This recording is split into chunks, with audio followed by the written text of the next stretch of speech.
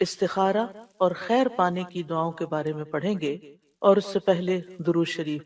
اللہم صلی علی محمد وعلی آل محمد کما صلیت علی ابراہیم وعلی آل ابراہیم انک حمید مجید۔ اللہم بارک علی محمد وعلی آل محمد کما بارکت علی ابراہیم وعلی آل ابراہیم انک حمید مجید۔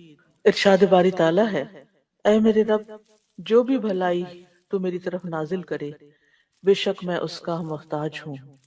موسیٰ علیہ السلام جب مدین پہنچے تو اس کے کنویں یا چشمے پر بیٹھ گئے۔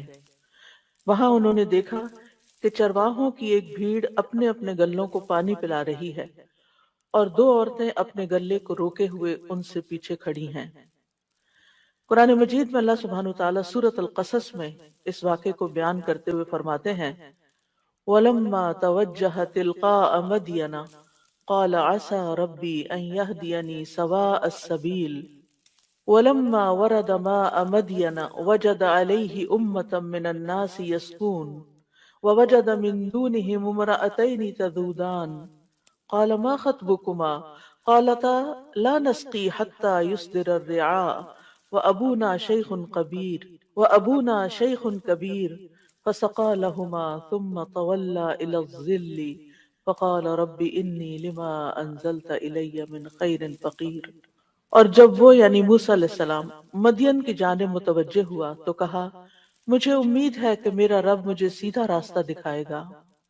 اور جب وہ مدین کے پانی پر پہنچا تو اس پر لوگوں کا ایک گروہ پایا جو اپنے مویشیوں کو پانی پلا رہا تھا، اور ان کے علاوہ دو خواتین کو پایا جو اپنے مویشی روک رہی تھیں۔ موسیٰ نے کہا، تم دونوں کا کیا معاملہ ہے؟ وہ دونوں کہنے لگی، جب تک چرواہے پانی پلا کر واپس نہ لوٹ جائیں ہم اپنے جانوروں کو پانی نہیں پلاتی، اور ہمارا باپ بڑی عمر کا بوڑھا آدمی ہے۔ تو اس نے ان دونوں کے مویشیوں کو پانی پلا دیا، پھر سائے کی طرف پلٹ گیا تو کہنے لگا، اے میرے رب، جو بھی بھلائی میں سے تو میری طرف نازل کرے، بے شک میں اس کا محتاج ہوں۔ یہاں اس آیت میں ہم دیکھتے ہیں کہ موسیٰ علیہ السلام ایک طویل سفر کے بعد بے یار و مددگار، ہر طرح کی بھوک پیاس کے عالم میں مدین پہنچتے ہیں، اور وہاں پہنچ کر دیکھتے ہیں کہ ایک جگہ لوگ جمع ہیں اور وہ اپنے اپنے مویشیوں کو پانی پلا رہے ہیں۔ وہ ان کو دیکھتے ہیں کہ وہاں کچھ دو خواتین بھی کھڑی ہیں جو آگے نہیں بڑھ رہی، وہ اپنے جانور پیچھے روک رہی ہیں۔ آپ نے دیکھا ہوگا کہ جانور عام طور پر آگے آگے جاتے ہیں دوسرے جانوروں کو دیکھ کر، تو انہیں کھینچ کھینچ کے پیچھے کر رہی ہیں کیونکہ وہ بھیڑ میں گھسنا نہیں چاہ رہی تھی۔ موسیٰ علیہ السلام نے جب ان کو دیکھا تو مدد کے لیے آگے بڑھے۔ ایک شخص جو ہر طرح کی مدد کا خود محتاج ہو، جس کے پاس کوئی ٹھکانہ نہیں، جس کو اپنے فیوچر کا کچھ پتا نہیں، جس کے پاس کھانا نہیں، پینا نہیں، رات گزارنے کی جگہ نہیں، کچھ بھی نہیں، یعنی دنیاوی اسباب میں سے کوئی سبب اس کے سامنے نہیں، لیکن اس کے دل کے اندر کیا ہے کہ وہ دوسروں کی مدد کیسے کرے۔ انہم کانوا یسارعون فی الخیرات، پیغمبر علیہ السلام ان کی خصوصیت کیا تھی کہ وہ خیر کے کاموں میں، نیکی کے کاموں میں آگے بڑھ جاتے تھے۔ وہ انتظار نہیں کرتے تھے یہ دیکھیں کہ کوئی انہیں کہے، کوئی انہیں موٹیویٹ کرے، کوئی ان کو انکریج کرے، کوئی ان کو اس پر کوئی معاوضہ دے یا انہیں کوئی ریکمینڈ کرے، نہیں۔ بس انہوں نے دیکھا کہ یہاں یہ بچیاں ضرورت مند ہیں، اور وہ اپنی ضرورت کو بھول کر ان کی ضرورت کے لیے آگے بڑھ گئے۔ موسیٰ علیہ السلام ایک طاقتور نوجوان تھے، اسی وجہ سے صرف ان کے ایک مکے نے اس قبطی کا کام تمام کر دیا تھا جس کے قتل کے بعد وہ یہاں پر پہنچے تھے۔ انہوں نے اکیلے ہی پانی کا بھاری بھرکم ڈول نکالا اور ان کی بکریوں کو پانی پلا دیا۔ لڑکیاں اپنے جانور لے کر گھر چلی گئیں تو انہوں نے ان سے نہ کسی شکریہ کی توقع کی اور نہ یہ پوچھا تم کہاں سے آئی ہو، کیا کرتی ہو، فضول کی کوئی بات نہیں کی، نہ کوئی ہنسی مذاق، نہ کچھ کسی قسم کی کوئی بات نہیں۔ واپس آ کر بیٹھ گئے درخت کے سائے تلے اور دعا کرنے لگے، رب انی لما انزلت الی من خیر فقیر، اے میرے رب تیری طرف سے جو بھی بھلائی مجھے پہنچے میں اس کا محتاج ہوں۔ یعنی خدمت لوگوں کی اور اپنی ضروریات کس کے آگے رکھنا؟ اللہ رب العزت کے آگے کہ میری مدد تو کرے گا. مجھے تو نے بندوں کے درد کے لیے پیدا کیا کہ میں ان کی مدد کروں، لیکن میں تیری مدد کا محتاج ہوں. یہ جذبات جس انسان کے اندر پیدا ہو جاتے ہیں، اسی کو اللہ سبحانہ وتعالیٰ اپنے دین کی خدمت کے لیے چنتا ہے. موسیٰ علیہ السلام اپنے بھائی ہارون علیہ السلام سے چھوٹے تھے اور حکلاتے بھی تھے، لیکن اللہ سبحانہ وتعالیٰ نے ان کو نبوت کے لیے چنا. اللہ تعالیٰ کے ہر کام میں حکمتیں ہیں، اور وہ بعد میں ہمیں حکمتیں نظر آتی ہیں کہ آخر انہی کا انتخاب کیوں ہوا، جبکہ موسیٰ علیہ السلام زیادہ فصیح اللسان تھے، زیادہ اچھی طرح بات کر سکتے تھے. اور نبوت کا کام تو ہوتا بھی یہ ہے کہ انسان پیغام کو دوسروں کو بہتر طور پر کمیونیکیٹ کر سکے، لیکن اللہ سبحانہ وتعالیٰ نے موسیٰ علیہ السلام کو چنا. موسیٰ علیہ السلام نے اللہ سبحانہ وتعالیٰ سے دعا مانگی، اور کیا مانگا؟ خیر مانگی. اور یہ دعا انتہائی جامع دعا ہے، جس میں دنیا اور آخرت کی کوئی ایسی بھلائی نہیں جو اس میں آ نہ گئی ہو. یعنی طویل سفر کے بعد غربت، فقر و فاقہ، اس حالت میں ٹوٹے ہوئے ہیں، اور عجز و انکساری کی انتہا دیکھیں تو فوراً ہی دعا قبول ہو گئی. اس سے یہ بھی پتہ چلتا ہے کہ اگر ہم چاہتے ہیں کہ ہماری دعائیں قبول ہوں تو پھر ہمیں کیا کرنا ہوگا؟ اللہ سبحانہ وتعالیٰ کے آگے اپنے آپ کو فقیر ظاہر کرنا ہوگا. انی لما انزلت الی من خیر فقیر، میں محتاج ہوں، میں محتاج ہوں، میں تیرا بندہ ہوں. اور اللہ سبحانہ وتعالیٰ کو ان کی یہ دعا بہت پسند آ گئی، اور اللہ سبحانہ وتعالیٰ نے ان کی دعا قبول کر لی، جس کے نتیجے میں انہیں کھانا پینا تو کیا، انہیں گھر بھی، اور انہیں بیوی بھی، اور جاب بھی، تمام چیزیں جو انسان کی ضرورت ہوتی ہیں وہ چند لمحوں کے اندر نصیب ہو گئی، یعنی جن کو حاصل کرنے میں سال ہا سال لگتے ہیں. اور یہاں آپ دیکھیں کہ ایک ہی حلے میں سب کچھ مل جاتا، ساری خیر مل جاتی ہے. دنیا کی خیر میں سے یہی چیزیں ہیں جن کی انسان تمنا کرتا ہے اور جو اللہ تعالیٰ سے مانگتا ہے، وہ سب کچھ ان کو مل گیا. تو یہ خیر کیا چیز ہوتی ہے؟ خیر کا عربی میں کیا معنی ہے؟ خیر عربی میں شر کی ضد ہے.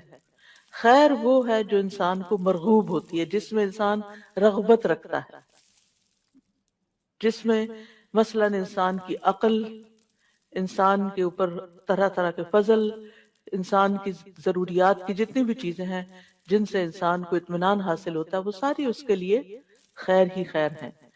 خیر دو قسم کی ہوتی ہے، ایک خیر مطلق جو ہر حال میں اور ہر ایک کے نزدیک پسندیدہ ہے، یونیورسل خیر،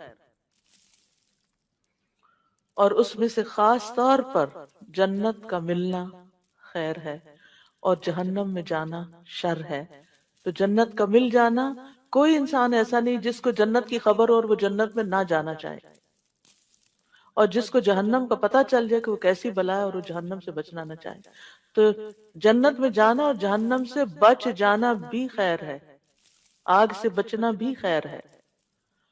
دوسری قسم کی خیر اور شر مقید ہے، یعنی وہ چیز جو ایک کے حق میں خیر ہے اور دوسرے کے لیے وہی چیز شر ہے. مثلا دولت، بعض اوقات یہ ایک شخص کے حق میں خیر و بلائی کا باعث بنتی ہے، وہ اسے خیر کے کاموں میں خرچ کرتا رہتا ہے اور اس سے اس کے درجات بلند ہوتے رہتے ہیں اور اس کی مشکلات آسان ہوتی رہتی ہیں. اور دوسرے کے حق میں وہی خیر جو دولت کی شکل میں، کہ قرآن مجید میں دولت کو بھی ان الانسان لحب الخیر لشدید، تو انسان خیر یعنی مال کی محبت میں بڑا شدید ہے. تو یہی مال کسی دوسرے انسان کے حق میں بڑا ہی شر کا باعث ہے، کیونکہ وہ اسے شر کے راستوں میں خرچ کرے گا اور اس سے اس کے اللہ سبحانہ وتعالیٰ کے نزدیک درجات اور نیچے گر جائیں گے، حتیٰ کہ سزا کا مستحق ہو جائے گا. انسان اپنی فطرت کے لحاظ سے خیر کو پسند کرتا ہے، وَإِنَّهُ لِحُبِّ الْخَيْرِ لَشَدِيدٌ، اور صرف پسند نہیں کرتا بلکہ حب شدید کا شکار ہوتا ہے، یعنی بہت زیادہ پسند کرتا ہے. سورۃ فصلت میں آتا ہے لا يسأم الانسان من دعاء الخیر وإن مسه الشر فیئوس قنوط، انسان خیر کی دعا مانگنے سے تھکتا نہیں، اور اگر اسے کوئی تکلیف پہنچ جائے تو نہایت مایوس اور بہت نا امید ہو جاتا ہے، ڈپریسڈ ہو جاتا ہے۔ لیکن یہ یاد رکھیے کہ دینے والا خیر کو تو صرف اللہ ہی ہے، کیونکہ سارے خزانوں کا مالک وہی ہے۔ قل اللہم مالک الملک تؤتی الملک من تشاء وتنزع الملک ممن تشاء وتعز من تشاء وتذل من تشاء بیدک الخیر انک علی کل شیء قدیر۔ کہہ دیجئے اے اللہ بادشاہی کے مالک، تو جسے چاہتا ہے بادشاہی عطا کرتا ہے اور جس سے چاہتا ہے چھین لیتا ہے، اور جسے چاہتا ہے عزت دیتا ہے اور جسے چاہتا ہے ذلیل کرتا ہے۔ تیرے ہی ہاتھ میں ہر طرح کی خیر ہے، بے شک تو ہر چیز پر پوری طرح قادر ہے۔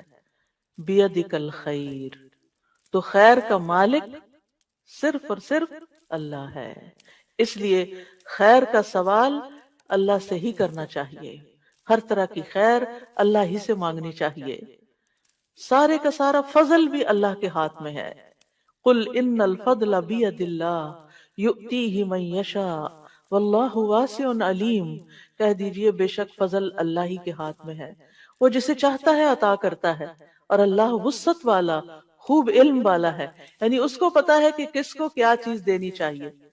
اس کے پاس تو فضل کی کوئی انتہائی نہیں، خیر کی انتہائی نہیں، لیکن فیصلہ وہ کرتا ہے کہ کس کو کیا دینا ہے، کتنا دینا ہے، کب دینا ہے، اور کس سے کیا روک لینا ہے۔ تو اصل خیر دنیا میں نہیں ہے، اصل خیر آخرت میں ہے، اور وہ جنت کی شکل میں ہے۔ دنیا میں تو صرف جھلکیاں ہیں، چند تھوڑے بہت آرام کی چیزیں، انسان کی پسندیدہ چیزیں۔ ابن عباس کہتے ہیں رسول اللہ صلی اللہ علیہ وسلم نے عرفات میں خطبہ دیا، پھر جب آپ نے کہا لبیک اللہم لبیک، تو اس کے بعد فرمایا انما الخیر خیر الاخرہ، بے شک خیر تو صرف آخرت کی خیر ہے، یعنی اصل خیر تو آخرت کی خیر ہے، اور وہ ہے جنت کا ملنا اور جہنم سے بچ جانا، کیونکہ وَمَنْ زُحْزِحَ عَنِ النَّارِ وَأُدْخِلَ الْجَنَّةَ فَقَدْ فَازَ، جو آگ سے بچا لیا گیا اور جنت میں داخل کر دیا گیا وہ کامیاب ہو گیا، یقیناً وہ کامیاب ہو گیا۔ تو اس خیر کو حاصل کرنے کے لیے کچھ اسباب ہیں، ان کا اختیار کرنا بھی ضروری ہے۔ یعنی اللہ سبحانہ تعالیٰ کے ہاں جو خیر ہے اس کو پانے کے لیے کچھ کام کرنے ہوں گے، اس کی کچھ شرائط ہیں۔ ان میں سب سے پہلے ایمان اور تقوی، ایمان اور تقوی اختیار کرنا۔ اللہ تعالیٰ کا فرمان ہے، وعدہ ہے وَلَوْ أَنَّ أَهْلَ الْقُرَىٰ آمَنُوا وَاتَّقَوْا لَفَتَحْنَا عَلَيْهِمْ بَرَكَاتٍ مِّنَ السَّمَاءِ وَالْأَرْضِ وَلَٰكِنْ كَذَّبُوا فَأَخَذْنَاهُمْ بِمَا كَانُوا يَكْسِبُونَ۔ اور اگر واقعی بستیوں والے ایمان لے آتے اور بچ کر چلتے، تقوی اختیار کرتے، تو ہم ضرور ان پر آسمان اور زمین سے بہت سی برکتوں کے دروازے کھول دیتے، ہم ان پہ برکتیں عام کر دیتے، لیکن انہوں نے ہی جھٹلا دیا، تو ہم نے انہیں اس کی وجہ سے پکڑ لیا جو وہ کمایا کرتے تھے۔ تو جب کسی انسان کے اندر، جب کسی لیڈر کے اندر حقیقی معنوں میں ایمان اور تقوی ہوتا ہے تو پھر ہو نہیں سکتا کہ اس کی قوم خیر نہ پائے اور ان کے لیے خیر کے دروازے نہ کھلیں۔ لیکن جب کسی قوم سے یہ مفقود ہو جاتا ہے، وہاں ظلم عام ہو جاتا ہے، بے حیائی عام ہو جاتی ہے، اور اسی طرح کی اور بہت سی برائیاں عام ہو جاتی ہیں، تو پھر خیر ان سے روک لی جاتی۔ خیر تقوی کے ساتھ ہے، خیر عدل و انصاف کے ساتھ ہے۔ امام ابن تیمیہ نے کہا تھا کہ عدل و انصاف کے ساتھ ایک نان مسلم حکومت جو ہے وہ بھی کامیاب ہو سکتی ہے، اور ظلم کے ساتھ مسلمانوں کی حکومت بھی قائم نہیں رہتی۔ دوسری چیز ہے فرائض کی ادائیگی کرنا۔ جب انسان اپنے فرائض پورے کرتا ہے جو عبادات کی شکل میں ہے، یا جس عہدے پر وہ ہے اس کے جو فرائض اور تقاضے ہیں ان کو پورا کرتا ہے، تو اس کے نتیجے میں بھی اس کے لیے اللہ تعالیٰ کی طرف سے بھلائی آتی ہے۔ سورۃ نور میں آتا ہے رجال لا تلہیہم تجارت ولا بیع عن ذکر اللہ واقام الصلاة وایتاء الزکاة یخافون یوما تتقلب فیہ القلوب والابصار لیجزیہم اللہ احسن ما عملوا وَيَزِيدَهُم مِّن فَضْلِهِ وَاللَّهُ يَرْزُقُ مَن يَشَاءُ بِغَيْرِ حساب۔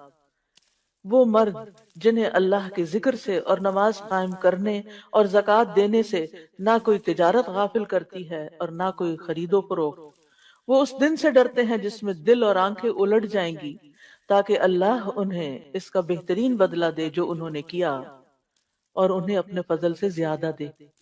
یعنی جب کوئی شخص، خاص طور پر مردوں کی بات ہو رہی ہے یہاں پر، کیونکہ جب وہ اپنے جاب پر یا بزنس پر ہوتے ہیں تو پھر ان کو یہ ہوتا ہے کہ اور کما لیں اور کما لیں اور کما، نمازوں میں بھی دیر اور اپنے فرائض میں بھی دیر۔ تو یہاں پر شرط لگا دی گئی کہ اللہ کا ذکر، اس میں غفلت نہیں، نماز قائم کرنے میں اور زکوٰۃ دینے میں، نہ کوئی تجارت روکتی ہے نہ کوئی خرید و فروخت، کوئی شغل، کوئی بزنس ان کو اس سے دور نہیں کرتا۔ تو پھر اللہ سبحانہ وتعالیٰ صرف ان کے اچھے اعمال کا بدلہ ہی نہیں دیتا، بلکہ وَيَزِيدُهُم مِّن فَضْلِهِ، اپنے فضل سے زیادہ بھی دیتا ہے۔ وَاللَّهُ يَرْزُقُ مَن يَشَاءُ بِغَيْرِ حساب، اور اللہ جس کو چاہتا ہے بے حساب رزق عطا کرتا ہے۔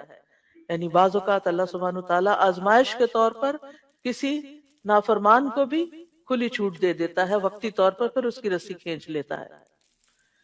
تیسری چیز ہے اللہ تعالیٰ کی اطاعت کرنا۔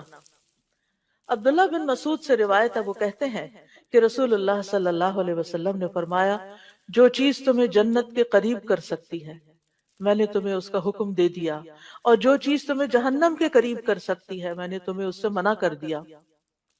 روح القدس یعنی جبریل نے میرے دل میں یہ بات ڈالی ہے کہ کوئی جان اپنے رزق کی تکمیل کے بغیر نہیں مرتی، یعنی جب تک اس کا رزق پورا نہیں ہوتا وہ نہیں مرتا انسان۔ بس تم اللہ تعالیٰ سے ڈرو اور رزق کی تلاش میں میانہ روی اختیار کرو۔ کہیں ایسا نہ ہو کہ رزق کا مؤخر ہونا، ڈیلے ہونا تمہیں اس بات پر اکسا دے کہ تم اللہ تعالیٰ کی نافرمانیاں کر کے، یعنی حرام طریقے اختیار کر کے اس کی تلاش میں پڑ جاؤ کہ حلال سے تو کوئی چیز نہیں مل رہی تو حرام سے ہی لو۔ یاد رکھو، جو کچھ اللہ تعالیٰ کے پاس ہے اسے اللہ تعالیٰ کی اطاعت سے ہی حاصل کیا جا سکتا ہے، لہذا انسان اللہ تعالیٰ کی اطاعت سے کبھی بھی منہ نہ موڑے۔ پھر اسی طرح نرمی اختیار کرنا خیر لانے کا باعث ہوتا ہے۔ ابو درداء کہتے ہیں نبی صلی اللہ علیہ وسلم نے فرمایا، جس شخص کو نرمی میں سے حصہ مل گیا اسے اس کی بھلائی کا حصہ بھی مل گیا، اور جو شخص خیر کے حصے سے محروم رہا، یعنی خیر کے اس حصے سے، وہ بھلائی سے بھی محروم رہا۔ پھر خیر کے دروازے کون سے ہیں؟ نبی صلی اللہ علیہ وسلم نے فرمایا، کیا میں تمہیں خیر کے دروازے نہ بتاؤں؟ روزہ ڈھال ہے، صدقہ گناہوں کو ایسے بجھا دیتا ہے جس طرح پانی آگ کو بجھا دیتا ہے۔ تو روزہ بھی خیر کے دروازے، نیکی اور بھلائی کے راستے آسان کرتا ہے، اور پھر اس کے الٹیمیٹلی اس کے نتیجے میں اللہ سبحانہ وتعالیٰ کی طرف سے خیر ملتی۔ رمضان کے روزے تو خیر ہم پر فرض ہیں، لیکن عام دنوں میں اگر آپ کوئی اپنا کوئی حاجت ہے، کوئی مطلب ہے، کوئی ضرورت ہے اللہ تعالیٰ سے، کوئی دعا ہے جو آپ چاہتے ہیں قبول ہو جائے، تو اس کے لیے روزہ رکھیں، اور روزہ رکھ کے، کیونکہ روزہ دار کی دعا قبول ہوتی ہے، خاص طور پر افطار کے وقت کی، اور امید ہے کہ آپ افطار کے وقت بیٹھ کر دعا کرنے کا اہتمام کرتے ہوں گے اپنے گھر والوں کے ساتھ، کیونکہ وہ یعنی کہ مزدوری کا وقت، مزدوری کی یعنی اجرت کا وقت آ گیا، اور اس وقت اگر انسان ادھر ادھر غافل ہو جائے تو محرومی کی بات ہوتی ہے۔ اور پھر دوسرا یہ کہ صدقہ بلاؤں کو ٹالتا ہے، صدقہ مصیبت کو دور کرتا ہے، لہٰذا انسان صدقہ خیرات کثرت سے کرتا رہے، اور اللہ تعالیٰ کا وعدہ ہے کہ جو تم خرچ کرو گے اللہ سبحانہ وتعالیٰ اس کے پیچھے اور لے آئے گا۔ تم آگے دیتے جاؤ گے، تمہارے رزق میں کمی نہیں ہوگی، تمہاری قسمت میں جو ہے وہ تو تمہیں مل کے ہی رہے گا، وہ تمہارے پیچھے آئے گا۔ تم دینے والے بنو، اس سے کیا فائدہ ہوگا کہ وہ نکلتا جاتا ہے نا، وہ آگے چلتا جاتا ہے، اجر ثواب آخرت کے لیے اکٹھا ہوتا جاتا ہے، اور دنیا میں جو استعمال کرنا وہ بھی آ جائے گا، کیونکہ دینے والا تو اللہ ہے نا۔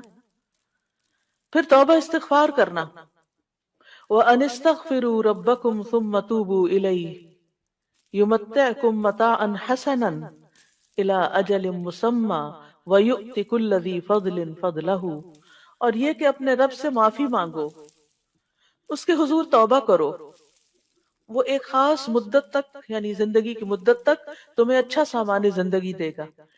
یعنی توبہ استغفار کرنے والے لوگوں کی دنیا کی زندگی بھی خوشگوار ہو جاتی ہے، دنیا کی ضروریات بھی ان کی پوری ہوتی ہیں، اور ہر صاحب فضل کو اس کا فضل عطا کرے گا۔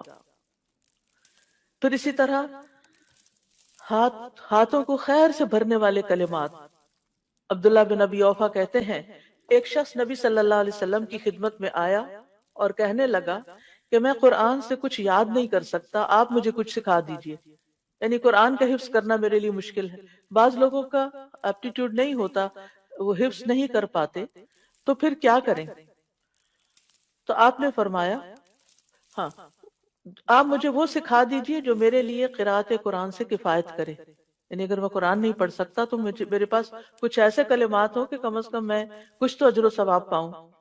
آپ صلی اللہ علیہ وسلم نے فرمایا تم سبحان اللہ والحمد للہ ولا الہ الا اللہ واللہ اکبر ولا حول ولا قوت الا باللہ پڑھا کرو۔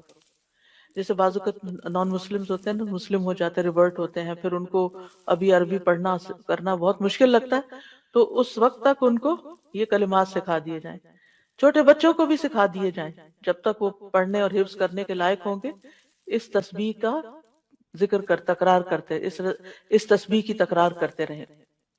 وہ کہنے لگا اللہ کے رسول یہ تو اللہ عز و جل کے لیے ہوا، یعنی اللہ کی تعریف ہوئی، میرے لیے کیا ہے؟ آپ نے فرمایا کہا کرو اللہم ارحمنی ورزقنی وعافنی واہدنی، اے اللہ مجھ پر رحم فرما، مجھے رزق عطا فرما، مجھے عافیت دے، مجھے ہدایت دے۔ پس جب وہ کھڑا ہوا تو اپنے ہاتھوں سے ایسے اشارہ کیا تو رسول اللہ صلی اللہ، یعنی اس نے ہاتھ اٹھائے ہوں گے نا، تو رسول اللہ صلی اللہ علیہ وسلم نے فرمایا رہا یہ شخص تو اس نے اپنے ہاتھ خیر سے بھر لیے ہیں، یعنی اللہ کے آگے ہاتھ پھیلایا تھا، یہ چیزیں مانگی تھی، اللہ نے دے دی اس کو۔ تو پہلے بھی بات ہو چکی ہے کہ اللہ تعالیٰ کی حمد و ثنا کے بعد جو دعا کی جائے وہ دعا قبول ہوتی ہے، لہٰذا یہ ذکر کر کے پھر انسان یہ دعا بھی اپنی پڑھ لے۔ رات کے وقت جب انسان کی آنکھ کھلتی ہے تو اس وقت بھی یہ لا الہ الا اللہ وحدہ لا شریک لہ، اور پھر اس کے بعد ولا، یعنی کہ آخر تک پڑھ کے پھر اللہم اغفر لی یا کوئی بھی دعا کرتا ہے تو دعا قبول ہوتی ہے۔ تو اس سے پتہ یہ چلتا ہے کہ جب بھی آپ دعا کرنے لگیں تو پہلے اللہ تعالیٰ کی تسبیح یا درود شریف ان چیزوں کا اہتمام کر لیں تو قبولیت کے چانسز بڑھ جاتے ہیں۔ جہاں کچھ کام خیر میں اضافے کا باعث بنتے ہیں وہاں کچھ چیزیں خیر سے محروم کرنے کا بھی باعث بنتی ہیں، جن میں اول درجے میں گناہ اور نافرمانی کے کام۔ عبداللہ بن عمر کہتے ہیں کہ رسول اللہ صلی اللہ علیہ وسلم متوجہ ہوئے اور فرمایا اے مہاجرین کے گروہ، 5 آزمائشیں ہیں جن میں تم مبتلا ہوگے اور میں اس بات سے اللہ کی پناہ چاہتا ہوں کہ تم ان کو پاؤ۔ نمبر 1، جب کسی قوم میں بدکاری عام ہو جاتی ہے اور وہ اعلانیہ اس کا ارتکاب کرتے ہیں تو ان میں طاعون اور مختلف بیماریاں جو ان کے اسلاف میں نہیں تھی پھیل جاتی ہیں، یعنی زنا کے نتیجے میں جس قوم میں یہ بیماری عام ہو جاتی ہے تو پھر ان میں نئی نئی بیماریاں پھوٹ پڑتی ہیں۔ نمبر 2، جب وہ ناپ تول میں کمی کرتے ہیں تو انہیں قحط سالیاں، سخت تکلیفیں اور بادشاہوں کے ظلم دبوچ لیتے ہیں۔ نمبر 3، جب لوگ اپنے مال سے زکوٰۃ ادا کرنے سے رک جاتے ہیں تو آسمان سے بارش کا نزول بند ہو جاتا ہے، اگر چوپائے نہ ہوتے تو ان پر بارش نازل نہ ہوتی۔ نمبر 4، جب لوگ اللہ اور اس کے رسول کا عہد و پیمان توڑ دیتے ہیں تو اللہ ان پر دوسری قوموں میں سے دشمن مسلط کر دیتا ہے، یعنی جب قوم اجتماعی طور پر اللہ سے کوئی وعدہ کرتی ہے، جیسے پاکستان بناتے ہوئے لوگوں نے کہا تھا کہ پاکستان کا مطلب کیا، لا الہ الا اللہ، وہ تو رہ گیا پیچھے، اور کبھی نئے پاکستان کا نعرہ لگا اور کبھی کسی اور پاکستان کا، تو جو اصل مقصد تھا وہ کہاں گیا؟ توحید کی بجائے شرک عام ہونے لگا۔ تو یہ قوم جب اپنا وعدہ توڑ دیتی ہے تو پھر اللہ تعالیٰ اور قوموں کو ان پہ مسلط کر دے، وہ پھر اپنے فیصلے خود نہیں کرتی، دوسری قومیں ان کے فیصلے کرتی ہیں۔ نمبر 5، جب مسلمانوں کے حکمران اللہ کی کتاب کے مطابق فیصلہ نہیں کرتے اور اس کے نازل کردہ قوانین کو ترجیح نہیں دیتے تو اللہ تعالیٰ ان کو آپس میں لڑا دیتا ہے، یعنی جس قوم کے اندر اللہ کی کتاب کے مطابق فیصلہ نہیں ہوتا اور اللہ کے قانون کے مطابق فیصلہ نہیں ہوتا، یعنی مسلمان حکمران اس کو ترجیح نہیں دیتے اور چیزوں کو ترجیح دیتے ہیں، تو پھر ان کی آپس کی لڑائیاں شروع ہو جاتی ہیں، یعنی آپس میں ہی پھوٹ پڑ جاتی ہے۔ تو اس لیے ان برائیوں اور ان گناہوں سے بھی بچنا چاہیے جن کے اثرات دنیا میں بھی انسان پر آتے ہیں اور انسان سفر کرتے ہیں۔ حسن بصری کہتے ہیں اللہ کی قسم بادل میں تمہارے لیے رزق ہے، لیکن تم اپنی غلطیوں اور اعمال کی وجہ سے اس سے محروم کر دیے جاتے ہو۔ وَفِي السَّمَاءِ رِزْقُكُمْ وَمَا تُوعَدُونَ، آسمان میں، آسمان سے مرادیاں بادل ہیں، اور اس سے اوپر بھی ظاہر اللہ کے فیصلے ہیں، تو یہ رزق ہے تمہارے لیے، لیکن تم تک کیوں نہیں پہنچتا؟ کیونکہ تمہارے گناہوں نے آگے آڑ بنا لی۔ تو اس لیے استغفار جب انسان کرتا ہے، گناہوں سے توبہ کرتا ہے، تو اللہ سبحانہ وتعالیٰ وہ رکاوٹیں دور کر دیتا ہے اور وہ رزق کی بارش ہونے لگتی ہے۔ پھر اسی طرح آپس کا لڑائی جھگڑا، چاہے ہسبینڈ وائف میں ہو، چاہے بچوں میں ہو، چاہے خاندان کے اندر ہو، چاہے کسی قوم کے اندر ہو، تو یہ جو باہمی لڑائیاں ہیں یہ بھی انسان کو خیر سے محروم کر دیتی ہیں۔ نبی صلی اللہ علیہ وسلم لیلۃ القدر کی خبر دینے کے لیے تشریف لائے کہ دو مسلمان آپس میں جھگڑنے لگے۔ آپ نے فرمایا میں تمہیں لیلۃ القدر بتانے کے لیے باہر آیا تھا، لیکن فلاں فلاں جھگڑ پڑے تو اس کی معرفت کو اٹھا لیا گیا، امید ہے کہ تمہارے لیے یہی بہتر ہوگا، لہٰذا اب تم اسے 9ویں، 7ویں اور 5ویں رات میں تلاش کرو، یعنی آخری عشرے میں۔ پھر اسی طرح سختی، جریر رضی اللہ عنہ کہتے ہیں کہ نبی صلی اللہ علیہ وسلم نے فرمایا جس شخص کو نرم خوئی سے محروم کر دیا گیا وہ بھلائی سے محروم کر دیا جاتا ہے۔ یہ نرمی سب سے پہلے زبان کی نرمی ہوتی ہے۔ آپ دیکھیں کہ بعض اوقات ہسبینڈ وائف کی لڑائی میں ایک خاموش ہے، ایک آہستہ بات کر رہا ہے، ایک تحمل سے بات کر رہا ہے، اور دوسرا انتہائی بدتمیزی اور بد اخلاقی سے بات کر رہا ہے اور کرتا ہی چلا جا رہا ہے، انتہائی ڈس ریسپیکٹفل۔ اب آپ خود سوچئے کس کو شر پہنچے گا؟ یعنی میں نہ میل کی بات کرتی ہوں نہ فیمیل کی، جو بھی بدتمیزی اور بد اخلاقی پہ اترے گا، جو بھی دوسرے کی رسپیکٹ نہیں کرے گا، جو بھی بد زبانی کرے گا، نقصان اسی کا ہوگا۔ سب سے پہلے تو یہ کہ ان پیار کے رشتوں میں آپ دیکھیں ہسبینڈ وائف کا رشتہ ایک پیار کا رشتہ ہوتا ہے، جب آپ اپنے پیارے رشتے میں بدتمیزی کرنے لگتے ہیں تو کیا آپ پیار حاصل کر سکتے ہیں؟ کیا آپ خیر پا سکتے ہیں؟ دو دوست ہوں، اگر ایک دوست دوسرے پہ چڑھائی کرتا، ہر بات پہ لڑائی، تو وہ کب تک آپ کو برداشت کرے گا؟ وہ آپ کو چھوڑ دے گا۔ پھر اسی طرح بچوں کے بیچ میں بھی آپس میں ہو، یا نیبرز میں ہو، یا کسی ملک کے افراد میں، یا پارٹیوں میں، یا جماعتوں میں، یا کسی میں بھی، تو نتیجہ کیا ہوتا ہے؟ جو اصل کرنے کے کام ہوتے ہیں وہ پیچھے رہ جاتے ہیں، مقاصد بھول جاتے ہیں۔ یعنی مثلاً آپ نے کوئی جوائنٹ وینچر شروع کیا دین کے دینی اداروں میں، مسجدوں میں، اسلامک سینٹرز میں، آپ نے کوئی مل جل کے ایز اے ٹیم ایک پروجیکٹ شروع کیا اور پھر آپس میں آپ لڑ پڑے، پروجیکٹ کیسے پورا ہوگا؟ خیر کہاں سے آئے گی؟ سوال ہی پیدا نہیں ہوتا۔ میاں بیوی نے مل کے کوئی کام شروع کیا، کوئی گھر بنانا شروع کیا، کوئی اور کام شروع کیا، آپس میں ہی لڑائی ختم نہیں ہوتی تو کیا ہوگا؟ دونوں آدھا آدھا کر کے الگ الگ ہو جائیں گے۔ تو سب سے پہلے ہمیں جس چیز کو، اور خصوصاً نبی صلی اللہ علیہ وسلم نے عورتوں کو جس بات کی تلقین کی تھی وہ کیا تھی کہ تم اپنی، یعنی آپ نے فرمایا میں نے عورتوں کی اکثریت کو جہنم میں دیکھا ہے۔ تو کہا گیا کہ کیا وہ ہماری مائیں بہنیں نہیں ہیں؟ کہا گیا کہ فرمایا کہ وہ، یعنی کس وجہ سے؟ شوہر کی ناشکری ہوتی ہے، یعنی جو کچھ وہ ان کو دیتا ہے اس پر وہ شکر گزار نہیں ہوتی، کبھی خوش راضی نہیں ہوتی، اور دوسری بات زبان کا غلط استعمال کرتی ہیں، زبان کا غلط استعمال۔ اور اگر دیکھا جائے تو اوور آل ہم خواتین ایک تو بولتی زیادہ ہیں، اور جو بولتا زیادہ ہے وہ غلطی بھی زیادہ کرتا ہے، اور پھر اس بولنے میں ہم بعض اوقات حد کراس کر جاتے ہیں، چاہے بچوں کے ساتھ ہم بول رہے ہوں، چاہے ہسبینڈ کے ساتھ، چاہے کسی اور کے ساتھ۔ تو یہ ہمارا ٹیسٹ ہے، یعنی ہم خواتین کا ایک امتحان ہے کہ ہم اپنی زبان کو کنٹرول میں رکھیں۔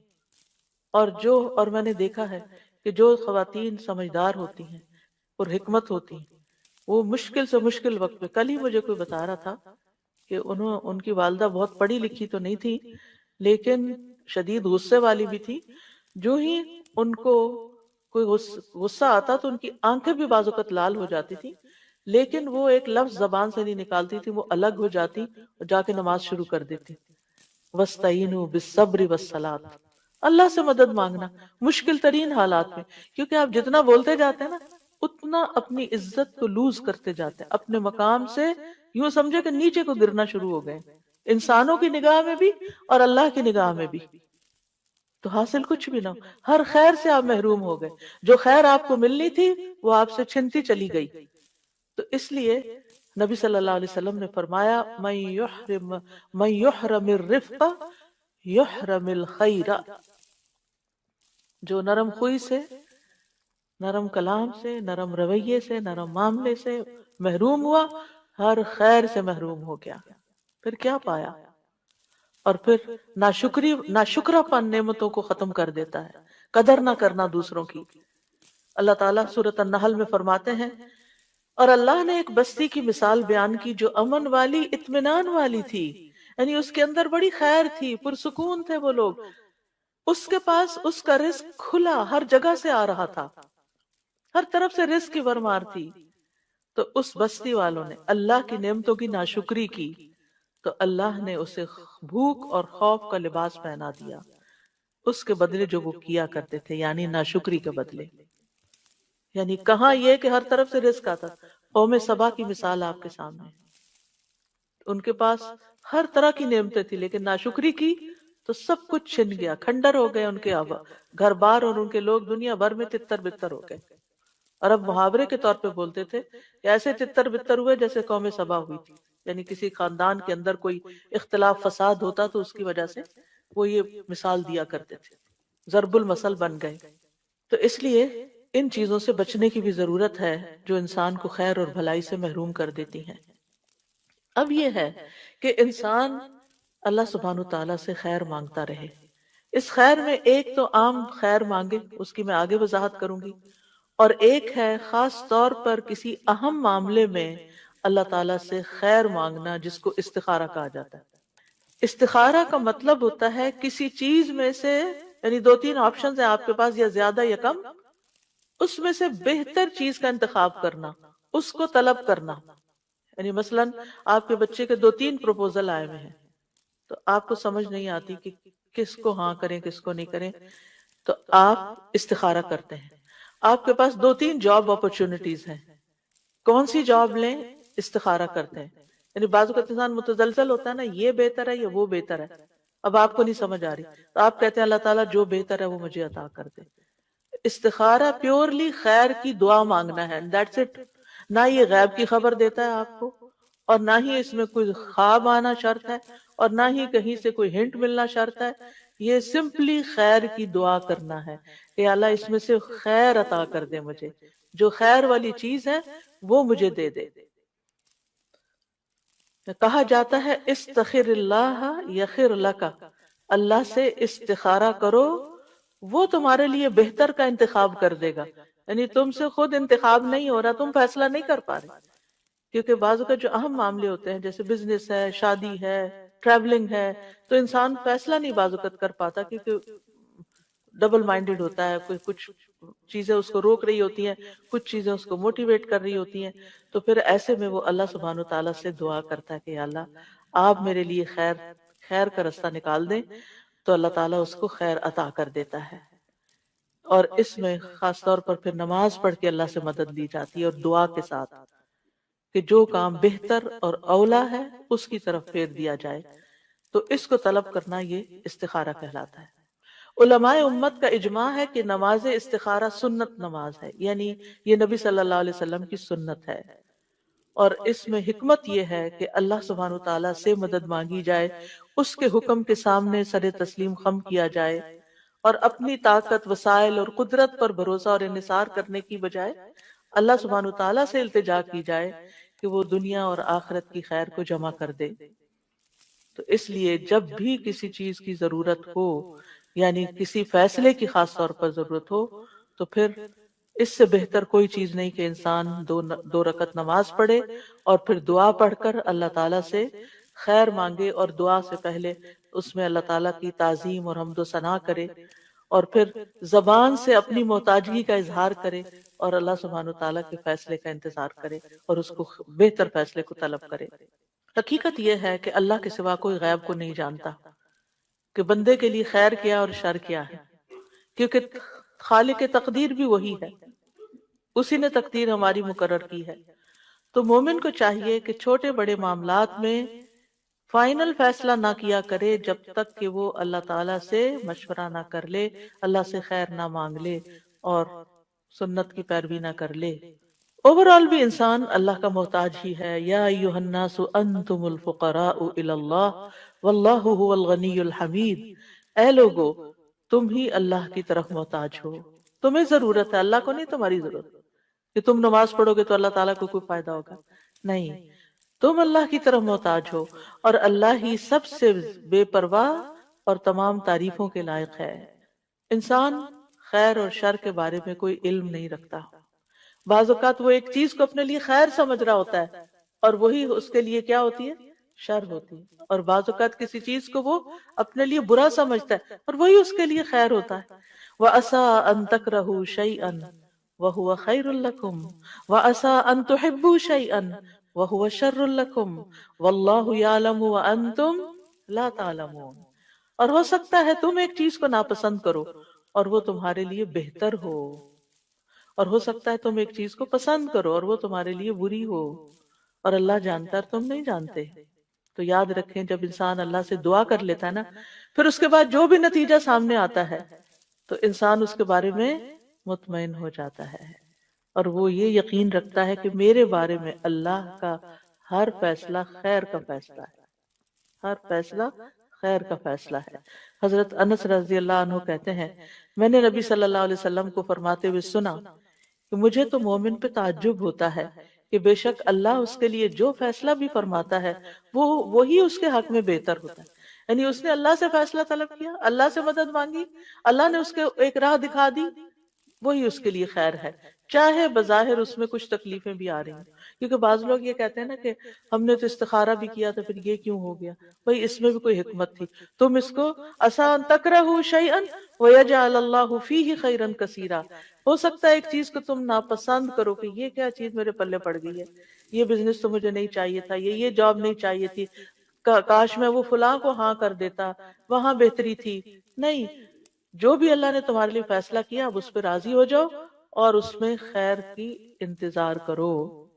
نبی صلی اللہ علیہ وسلم استخارے کی دعا قرآن مجید کی سورت کی طرح سکھایا کرتے تھے صحابہ کو۔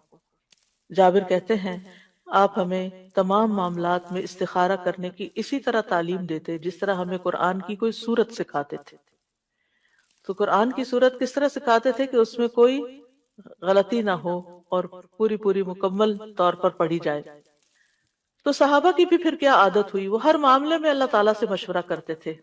سبحان اللہ، خاص طور پر آپ دیکھیے حضرت زینب کا معاملہ، حضرت زینب کے نکاح کی بات مجھے بہت زیادہ حیران کرتی ہے۔ حضرت انس کہتے ہیں جب حضرت زینب کی طلاق کی عدت ختم ہوئی جو حضرت زید رضی اللہ عنہ سے تھی، تو رسول اللہ صلی اللہ علیہ وسلم نے حضرت زید ہی سے فرمایا کہ حضرت زینب کو جا کے میری طرف سے نکاح کا پیغام دو۔ آپ سوچیے ہمارے معاشرے میں کبھی ایسا ہو سکتا ہے؟ وہ ہمارے معاشرے میں تو یہ مسئلہ ہے کہ اگر کسی نے طلاق دی اور پتہ چلے کہ اس لڑکی کی شادی کہیں اور ہونے لگی ہے تو پھر تو قیامت ہی آ جائے گی، پھر تو وہ فساد اور طوفان اٹھائیں گے اور کئی طرح کے شر کے دروازے کھول دیں گے کہ اس لڑکی کی شادی اگر ہم نے نہیں رکھا اس کو تو کوئی بھی نہ رکھے۔ عجیب طرح کی نفسیات ہے لوگوں کی، کیونکہ دین سے دور ہیں۔ اگر وہ یہ حدیث پڑھ لیں نا کہ نبی صلی اللہ علیہ وسلم نے حضرت زید ہی کو کہا اور وہ ان کے ایکس ہسبینڈ ہیں، اب طلاق ہو چکی ہے، اور وہی جا کے ان کو پیغام دے رہے ہیں۔ زید رضی اللہ عنہ جاتے ہیں اور کہتے ہیں میں گیا، میں نے کہا اے زینب خوش ہو جاؤ، یعنی مجھ سے تمہاری جان چھوٹی، اب خوش ہو جاؤ کہ اللہ کے رسول صلی اللہ علیہ وسلم نے تمہارے پاس مجھے نکاح کا پیغام دے کے بھیجا ہے۔ حضرت زینب کا جواب دیکھیے، کہنے لگی میں کوئی فیصلہ نہیں کروں گی حتیٰ کہ اپنے رب سے مشورہ کر لوں۔ پیغام کس کی طرف سے تھا؟ اللہ کے نبی کی طرف سے۔ ایک عورت کے لیے اس سے بڑا شرف کیا ہو سکتا ہے کہ وہ کسی نبی کی بیوی ہو، اور اس وقت بھی وہ اس خوشی کے عالم میں اس ایکسائٹمنٹ میں یہ نہیں بھولی کہ لیٹ می ڈو استخارہ فرسٹ، پہلے میں استخارہ کروں۔ اور ہمیں تو کوئی اگر آفر ہو اور کوئی دنیا کے لحاظ سے کسی چیز کا کوئی چارمنگ سی چیز نظر آ رہی ہے اور ہمیں پتہ چلے یہ ہمارے لیے، تو ہم کہتے چلو ڈن کر دو جلدی سے، استخارہ تو نہیں کرتے۔ آپ کو یہ ہوتا ہے نہیں وہ ہاتھ سے نکل جائے گی بس فوراً جلدی کرو، وہ استخارہ بعد میں ہوتا رہے گا، نہیں، پہلے استخارہ پھر ہاں پھر آپ دیکھیے وہ اپنی نماز کی طرف اٹھی، نماز گاہ کی طرف اٹھی، یعنی پیغام آیا اور اٹھ کے فوراً ہی استخارہ کیا. یعنی استخارے میں بھی کوئی بہت سوچ بچار نہیں کرنی چاہیے.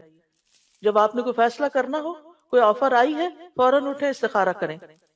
اور ادھر قرآن میں حکم اتر آیا اور اللہ سبحانہ تعالیٰ نے خود سے ہی آسمانوں پر ان کا نکاح کر دیا، اور رسول اللہ صلی اللہ علیہ وسلم اجازت کے بغیر ان کے پاس داخل ہو گئے. اللہ سبحانہ تعالیٰ نے ان کا استخارہ قبول کر لیا، خیر کی دعا قبول کر لی اور ان کو وہ خیر عطا کر دی. اگر بظاہر خیر کا کام بھی نظر آتا ہو، اس حدیث سے کیا پتہ چلتا ہے کہ خیر کا کام بھی نظر آتا ہو پھر بھی استخارہ کریں.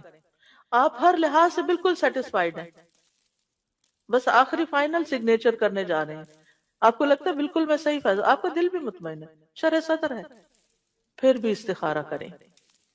امام نبوی کہتے ہیں اس حدیث سے واضح طور پر پتہ چلتا ہے کہ جو کسی کام کا ارادہ کرے اس کے لیے نماز استخارہ پڑھنا مستحب ہے، خواہ وہ کام بظاہر خیر کا ہی کیوں نہ ہو. بعض علماء کہتے ہیں کسی بندے کو دنیا کے کاموں میں بھی کسی کام کے لیے، یعنی اہم کاموں کے لیے، ایک تو نا روٹین کی عادت، ڈیلی روٹین کے لیے، لیکن اہم کاموں کے لیے اس وقت تک آگے نہیں بڑھنا چاہیے جب تک وہ اللہ سے اس میں خیر کا سوال نہ کر لے، یعنی نماز استخارہ کی 2 رکعتیں ادا نہ کر لے. استخارہ شرمندگی سے بچانے کا ذریعہ ہے. شیخ الاسلام ابن تیمیہ کہا کرتے تھے جو انسان خالق سے استخارہ کرے اور مخلوق سے مشورہ کرے اور اپنے کام میں ثابت قدمی دکھائے وہ کبھی پشیمان نہیں ہوگا. یعنی اپنی طور پر ایفرٹ کرتا رہے، آگے بڑھتا رہے، انسانوں سے مشورہ کرتا رہے اور اللہ سے دعا کرتا رہے، کامیابیوں کے دروازے کھل جائیں گے. یہ 3 فیکٹرز ہیں. ایک ہے آپ کی ذمہ داری، اور وہ کیا ہے؟ محنت کرنا، کوشش کرنا، قدم بڑھانا. دوسرا ہے لوگوں کے ساتھ مشورہ، اچھے قابل لوگوں کی رائے لینا جو اس فن کے ماہر ہوں، ان سے پوچھنا. اور تیسرے ہے اللہ سبحانہ تعالیٰ کی مدد حاصل کرنا. جو شخص یہ تینوں کام کر لیتا ہے وہ ناکام نہیں ہوتا، پھر وہ کہیں نہ کہیں سے خیر پا ہی لیتا ہے. بعض حکماء کہتے ہیں جسے 4 چیزیں عطا کر دی گئیں وہ 4 چیزوں سے محروم نہیں ہوتا. نمبر 1، جسے شکر گزاری کی توفیق دے دی گئی اسے مزید ملنے سے محروم نہیں کیا جاتا. سبحان اللہ، یعنی اس کو مزید نعمتیں ملتی چلی جائیں گی جب تک وہ شکر گزار ہوگا. نمبر 2، جسے توبہ کی توفیق دے دی گئی اسے اس کی قبولیت سے محروم نہیں کیا جاتا. نمبر 3، جسے استخارہ کرنے کی توفیق دے دی گئی اسے بہتری سے محروم نہیں کیا جا سکتا، نہیں کیا جاتا. اور نمبر 4، جسے مشورہ کرنے کی توفیق دے دی گئی وہ درست بات سے محروم نہیں کیا جاتا. اگر ہماری زندگی میں ناکامیاں ہیں تو وہ ہمارے اپنے کیے کی وجہ سے ہیں. ہم نے ان چیزوں پر عمل نہیں کیا، ہم نے خود کوشش نہیں کی پوری جیسی کوشش کا حق ہے، ہم نے لوگوں سے مشورہ نہیں کیا جیسے مشورہ کرنے کا حق ہے، ہم نے اللہ سے مدد نہیں مانگی، توبہ نہیں کی، استغفار نہیں کی جیسے کرنے کا حق ہے، ورنہ کبھی بھی ناکام نہ ہو.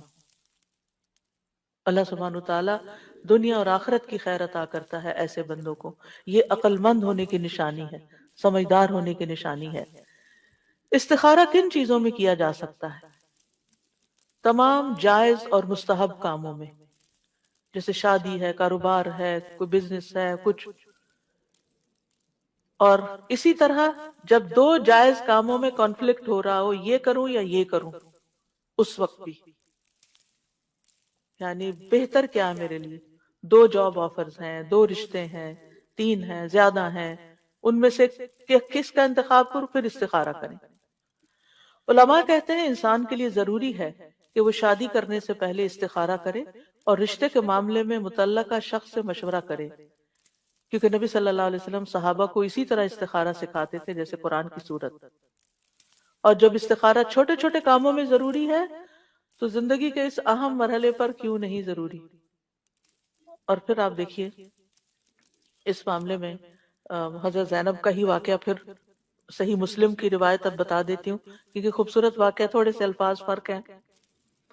حضرت انس کہتے ہیں جب زینب رضی اللہ عنہ کی عدت گزر گئی تو حضرت رسول اللہ صلی اللہ علیہ وسلم نے حضرت زید سے فرمایا کہ زینب کے سامنے ان کی میرے ساتھ شادی کا ذکر کرو۔ زید رضی اللہ عنہ چلے گئے، حتیٰ کہ ان کے پاس پہنچے تو وہ آٹے میں خمیر ملا رہی تھی۔ خمیر کرتے ہیں فرمنٹیشن، جی۔ تو اس سے یہ پتہ چلتا ہے کہ یہ خمیری روٹی کھانا جو ہے اور فرمنٹیشن کرنا جو ہے آٹے کی، وہ اس کے فائدے کو بڑھا دیتا ہے، ٹھیک ہے۔ بہرحال تو زید کہتے ہیں جب میں نے انہیں دیکھا میرے دل میں ان کی عظمت بیٹھ گئی کہ اب یہ اللہ کے رسول صلی اللہ علیہ وسلم نے ان کو پیغام دیا ہے۔ میں حتیٰ کہ میں ان کی طرف نظر بھی نہ اٹھا سکتا تھا کیونکہ رسول اللہ صلی اللہ علیہ وسلم نے ان سے شادی کا ذکر کر دیا تھا۔ سبحان اللہ، صحابہ کے اندر کیسا ایمان تھا نا، کیسی حکمت تھی کہ چونکہ اب رسول اللہ صلی اللہ علیہ وسلم نے پیغام بھیج دیا، اب میں ان کو نہیں دیکھ سکتا۔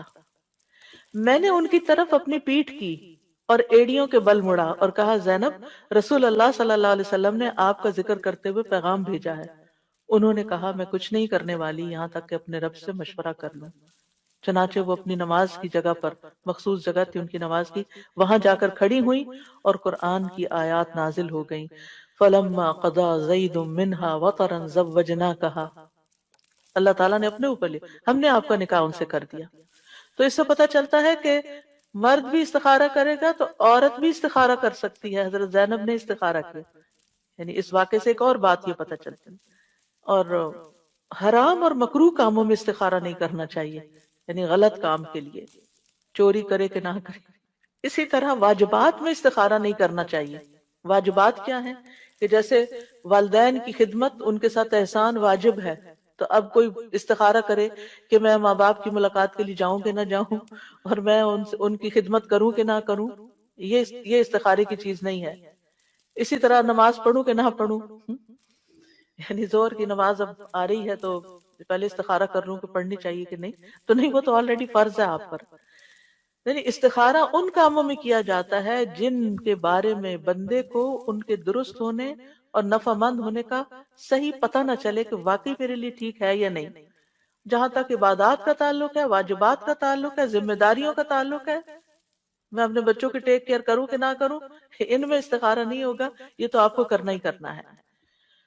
استخارے کا طریقہ نبی صلی اللہ علیہ وسلم نے سکھایا، اور وہ کیا ہے کہ جب تم میں سے کوئی کسی کام کا ارادہ کرے تو فرض نماز کے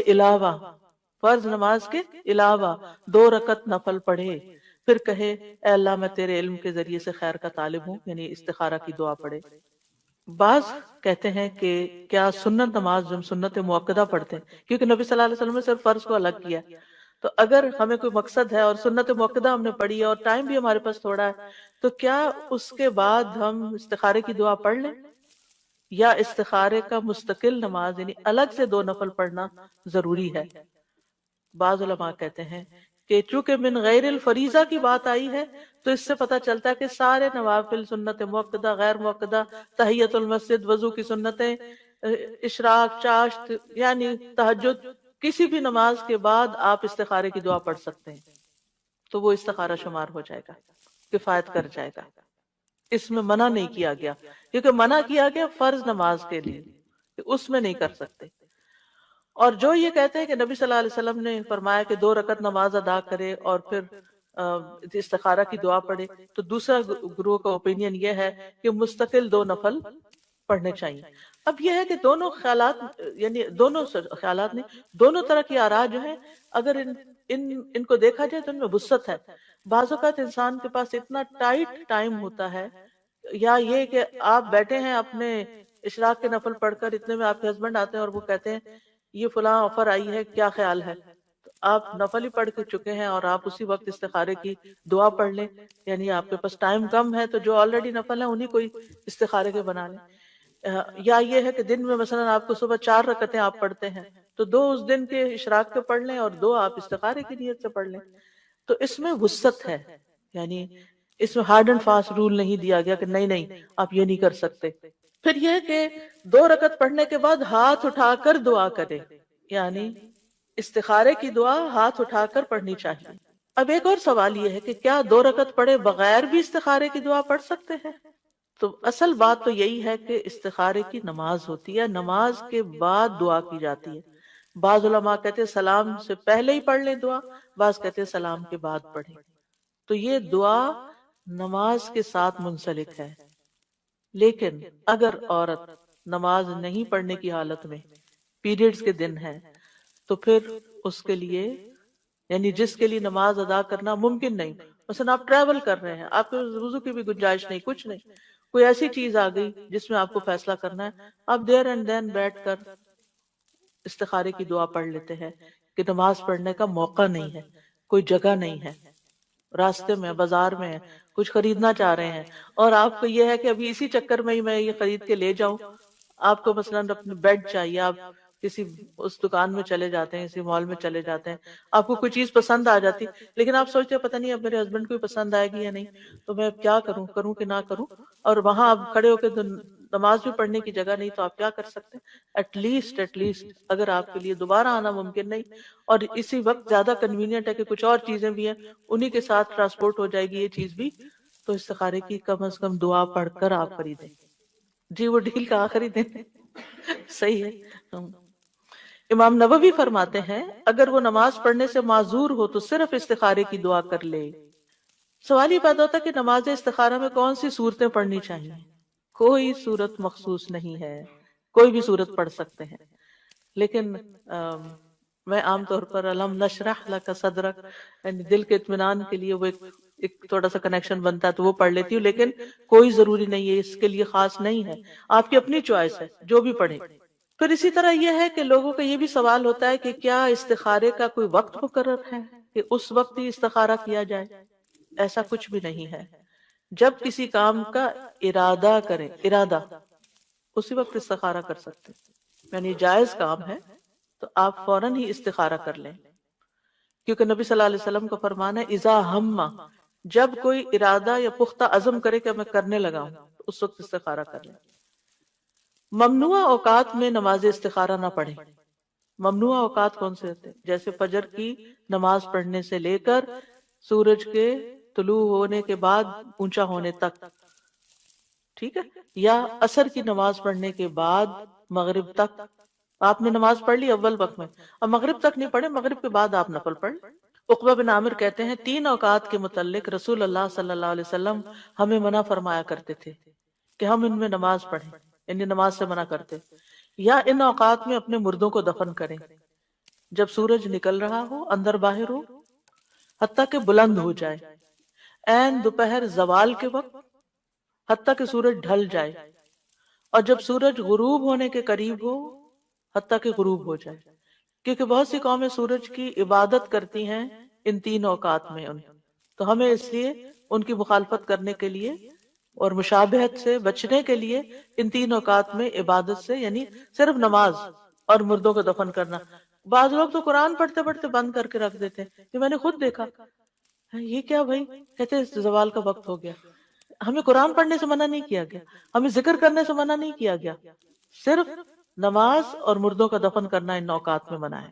ہاں اگر کوئی ایسی مشکل آ گئی ہے کہ جس میں اتنا انتظار نہیں کیا جا سکتا، مثلاً آپ کو ڈاکٹرز کہہ رہے ہیں کہ وینٹیلیٹر پہ ڈالنا کہ نہیں ڈالنا، کانسنٹ دے دیں، اب آپ عصر پڑھ چکے ہیں اور مغرب تک کافی وقت ہے، اور جو بیچارہ بیمار ہے اس کی جان پہ بنی ہوئی ہے، مغرب تک انتظار نہیں کر سکتے، بھائی ابھی بتاؤ ڈالنا کہ نہیں ڈالنا؟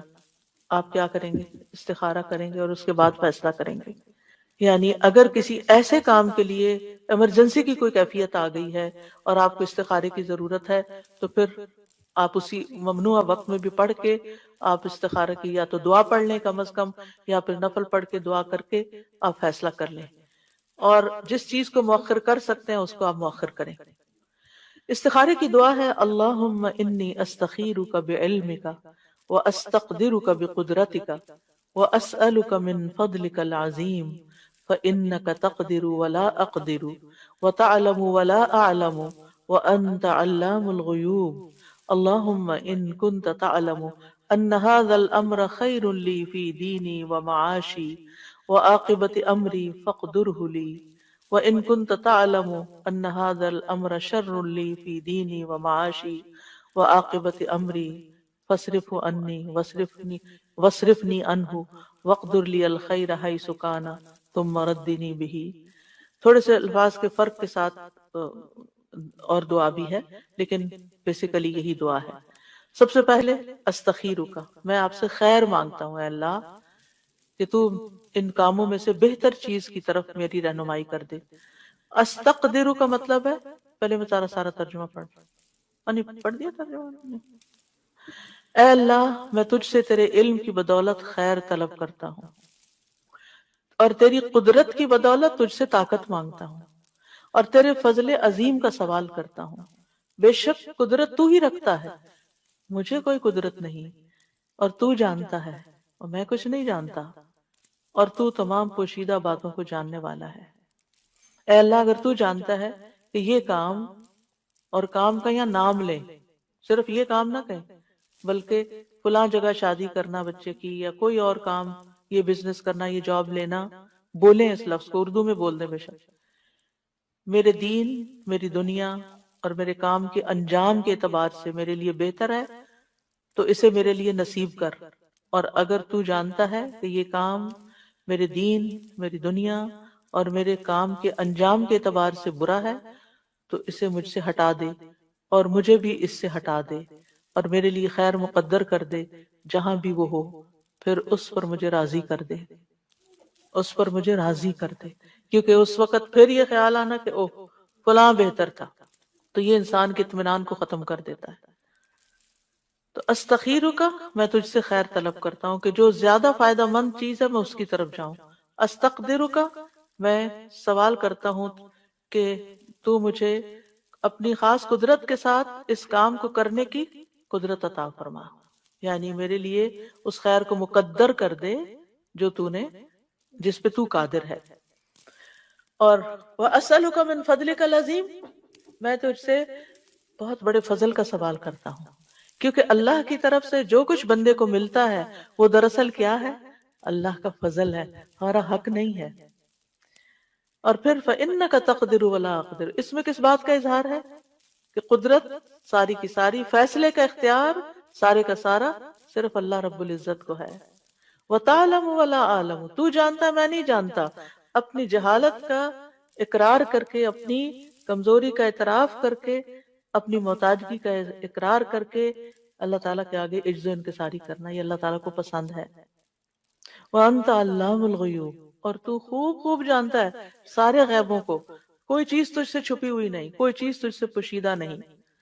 اللہم ان کنت تعلم، اے اللہ اگر تیرے علم میں ہے، اور اس میں کوئی شک نہیں کہ اللہ سب کچھ جانتا ہے. یہ عربوں کے کہنے کا ایک طریقہ ہے، ایک زبان کا اسلوب ہے. اس کا یہ مطلب نہیں کہ اگر تو نہیں جانتا تو نعوذ باللہ، یہ نہیں ہے مطلب. یہ کہنے کا انداز ہے کہ تو سب کچھ جانتا ہے اور تیرے علم میں ہے اگر یہ چیز میرے کام، میرے مقصد میں بہتر ہے، ان ھذا الامر، یعنی جو کام میں کرنے جا رہا ہوں، جیسے گھر خریدنے جا رہا ہوں یا گاڑی خرید رہا ہوں یا شادی کر رہا ہوں تو یا سفر کر رہا ہوں، اور اس کا وہ نام لے کہ مکہ کی طرف سفر کرنا میرے لیے بہتر ہے یا نہیں، تو پھر اس کو بول کر کہے.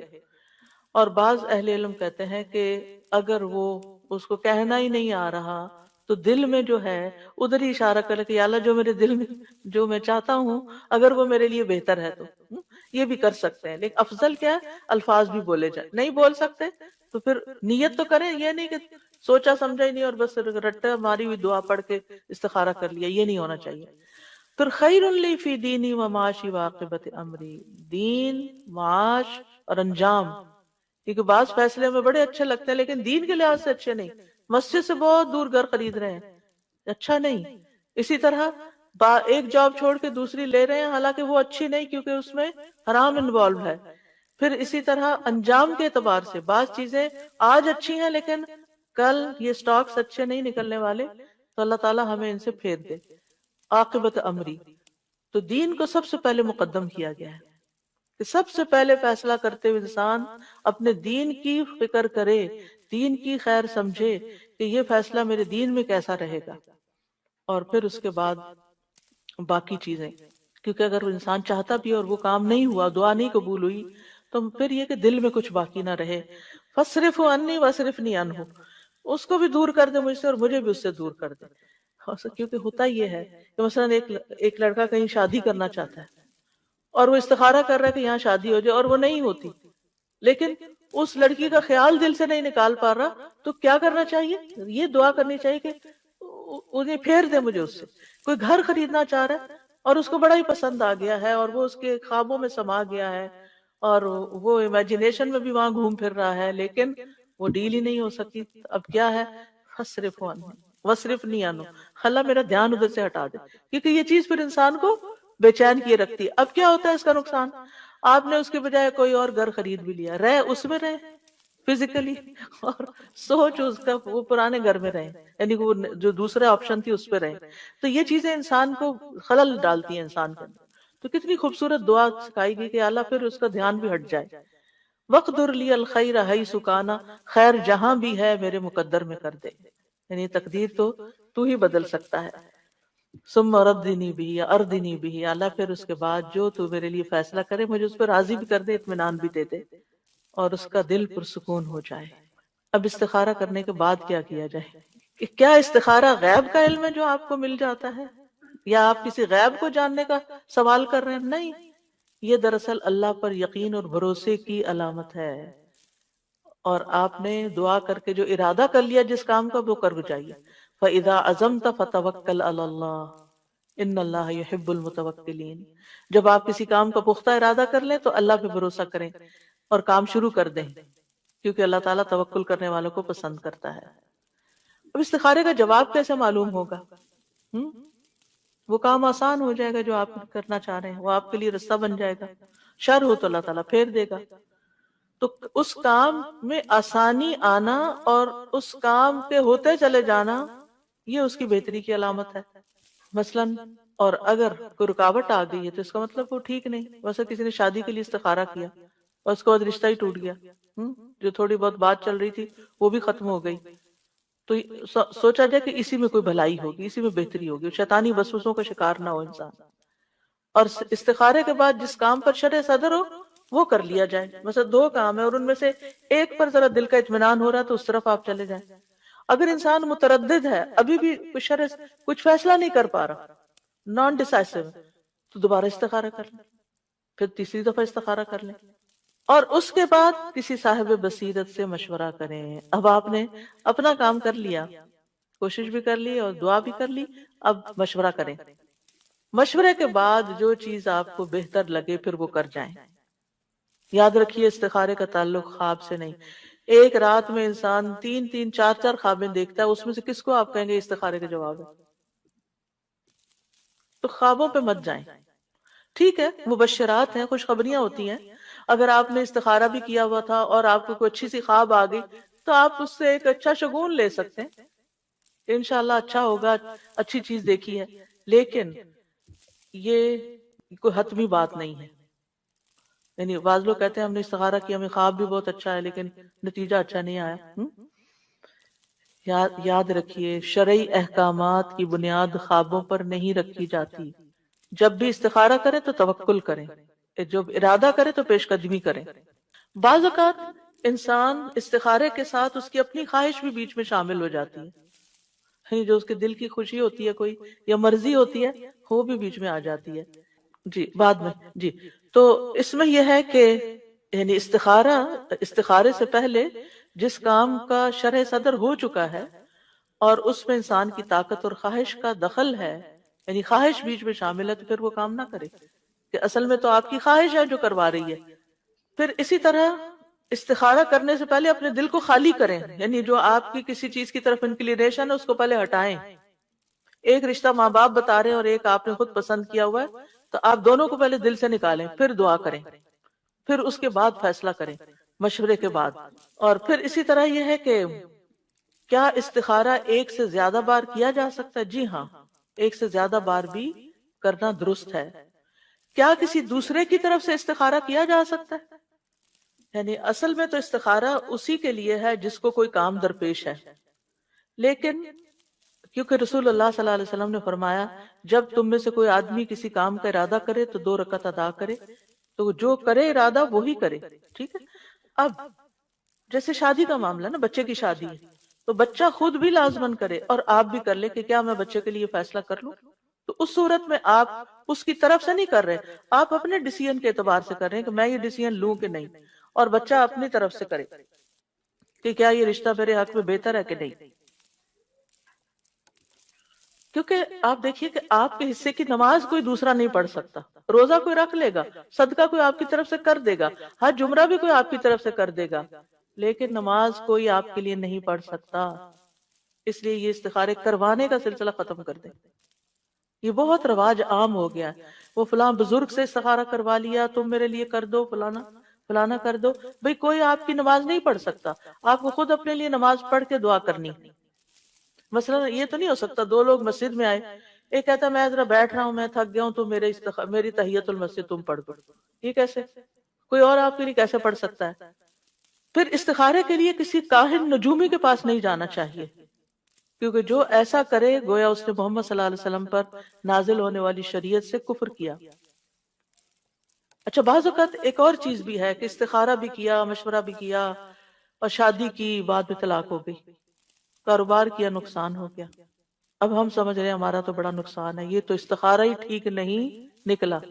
اس طرح کی باتیں کرتے ہیں، استخارہ ٹھیک نہیں، وہ استخارے میں کوئی خرابی نہیں تھی، بات یہ ہے کہ یہ طلاق ہونا ہی تمہارے حق میں بہتر تھا، اور تمہیں اللہ تعالیٰ نے اس رستے سے گزارا، یہ تمہیں کچھ سکھانے کے لیے تھا۔ بعض اوقات انسان کی زندگی سٹیگنٹ ہوتی ہے نا، اس کو ہوش نہیں آتی، سمجھ نہیں آتی، اس کی زندگی میں کوئی ایسا شخص آتا ہے جو اس کو خوب ستاتا ہے، اس کو انسان بنا دیتا ہے، اور پھر وہ چلا جاتا ہے سبق سکھا کے۔ یہ صرف ایک سناریو۔ اسی طرح کوئی کاروبار آپ نے کیا، شروع میں اچھا رہا، اور پھر اس کے بعد آپ کو مسئلہ مسئلہ مسئلہ، آپ کہتے ہیں میں تو استخارہ کیا تھا۔ بھی ہو سکتا ہے اس میں کوئی ایسا ایلیمنٹ شامل ہو گیا ہو کہ اللہ تعالیٰ نہیں چاہتا اس کی وجہ سے آپ کی آخرت خراب ہو، پھر کیا ہوا؟ وہ آپ کے حق میں اچھا ہی ہے، اب آپ کچھ اور دیکھیں گے۔ آپ نے وہ چھوڑا بزنس، آپ نے کوئی اور شروع کیا، اس میں آپ بہت اونچے گئے، اگر آپ اسی کے اندر رہتے تو آپ کو تھوڑی آمدنی ہوتی۔ اسی طرح اگر آپ کسی ٹاکسک ریلیشن میں رہتے تو آپ کی زندگی حرام ہو جاتی۔ اللہ نے اس بندے کو آپ کی زندگی سے نکال کر آپ کے حق میں اچھا کیا، اور آپ میچور ہو گئے، آپ اس سے پہلے کچھ چیزیں نہیں جانتے تھے جو آپ نے اس کے ذریعے سیکھ لی۔ تو استخارے کے بعد بظاہر جو چیز شر نظر آتی ہے وہ بھی شر نہیں ہوتی، اس میں بھی خیر کے پہلو ہوتے ہیں جو اللہ کو پتا ہوتے ہیں، کیونکہ ایک دعا میں آتا والخیر کلہ فی یدیک والشر لیس الیک، اللہ ساری خیر تیرے ہاتھ میں ہے اور شر کی نسبت تیری طرف نہیں، تو کسی کے لیے برا نہیں کرتا۔ ٹھیک ہے، یعنی بظاہر شر ہے، حقیقت میں خیر ہے، اس کے اندر خیر اور بھلائی ہے۔ اسی طرح بعض اوقات انسان کی زندگی میں استخارے کے بعد بھی کوئی ایسا حادثہ ہو جاتا ہے جو اس کو بہت دکھ دے جاتا ہے، بہت تکلیف دے جاتا ہے، وہ کوئی چیز انسان کو پریشان کر جاتی ہے، وہ آزمائش ہوتی ہے۔ اس میں آپ دیکھیے حدیث میں آتا ہے جب اللہ کے ہاں کسی بندے کا مقام اور مرتبہ اس درجے سے آگے بڑھ جاتا ہے، جب اس کا آگے نہیں بڑھتا، جب جہاں تک اس کا آگے بڑھ جاتا ہے جہاں اس کا عمل نہیں پہنچتا، تو اللہ تعالیٰ اسے جسمانی یا اولاد یا مالی آزمائش میں مبتلا کر دیتا ہے، پھر اس پر وہ صبر کرتا ہے یہاں تک کہ وہ اس درجے تک جا پہنچتا ہے جو اس کے لیے طے ہو چکا ہوتا ہے۔ وہ اس کا مقام بہت اعلیٰ تھا، لیکن وہ جو روزمرہ کے عمل کر رہا تھا نا، وہ کافی نہیں تھے وہاں تک جانے کے لیے، اللہ نے آزمائش سے گزار کر وہاں پر اس کو۔ تو شر پر کبھی بھی نظر نہ رکھیں، خیر ہی کی طرف نظر رکھیں کہ تکلیف میں بھی خیر ہے۔ اسی طرح مثلا آپ نے استخارہ کر کے، مشورہ کر کے، سب کچھ آپ نے شادی کی، لیکن ایسی بیوی یا ایسا شوہر ملا کہ جس کے ساتھ روز ہی کوئی نہ کوئی انبن ہو جاتی ہے، کوئی نہ کوئی تکلیف اس سے پہنچتی ہے، تو نبی صلی اللہ علیہ وسلم نے فرمایا کوئی مومن شخص کسی مومن عورت سے بغض نہ رکھے، یعنی بیوی سے نفرت نہ رکھو، دل میں گرجز نہ رکھو۔ اگر عورت کی ایک عادت ناپسند ہوگی تو کوئی دوسری عادت پسند ہوگی، تو بظاہر اس میں شر ہے لیکن اس میں بھی خیر چھپی ہوئی ہے۔ پھر یہ کہ استخارے کے بعد جو معاملات ہوں ان پر راضی رہنا چاہیے، یہ نہیں اللہ تعالیٰ کو بلیم نہیں کرنا چاہیے کہ میں نے تو اللہ سے مشورہ کر کے یہ کیا تھا اور یہ کیا ہو گیا، یہ الفاظ بھی منہ سے نہیں نکالنے چاہیے۔ اور پھر آپ دیکھیے چیزوں کو ان کے الٹیمیٹ انجام کے مطابق دیکھنا چاہیے، اس لحاظ سے دیکھنا چاہیے، اور الٹیمیٹ انجام کسی بھی چیز کا کہاں ہے؟ دنیا میں۔ وہ چیز آپ کی آخرت کے لیے کیسی ہوئی یہ دیکھنا چاہیے۔ حدیث میں آتا ہے دنیا کی لذت آخرت کی کڑواہٹ ہے، اور دنیا کی تلخی آخرت کی لذت ہے۔ سبحان اللہ، اگر یہ بات یاد رہے تو ہماری زندگی میں جتنی بھی تلخیاں، جتنی بھی کڑواہٹیں، وہ ہمیں کڑواہٹ ہی نہ لگے، کیونکہ وہ ہماری آخرت کی مٹھاس ہے۔ کوئی چیز ہوتی ہے نا انسان کو زندگی میں ہر وقت بادر کیے رکھتی ہے، جو وہ کوئی چیزیں ہوتی ہیں، آپ ان سے انٹریکٹ کریں، مثلا کوئی انسان ہے، آپ ان سے انٹریکٹ کریں تب بھی آپ تکلیف میں، آپ ان سے الگ ہوں تب بھی آپ تکلیف میں۔ مثلا بچے ہی ہوتے ہیں نا بعض اوقات، کہ آپ کے پاس بیٹھتے ہیں تو کوئی ایسی بات کریں گے تو آپ کو تکلیف دے گی، وہ دور جاتے ہیں تو دور رہنے کی وجہ سے آپ کسی حال میں بھی راضی نہیں، اب یہ چیز آپ کو بادر کر رہی ہے، بادر کر رہی ہے، اب آپ سوچتے ہیں کہ یہ میرے ساتھ، میری تو قسمت پھوٹ گئی، کبھی یہ جملہ نہ بھولیں، نہیں، یہ اللہ کا فیصلہ تھا۔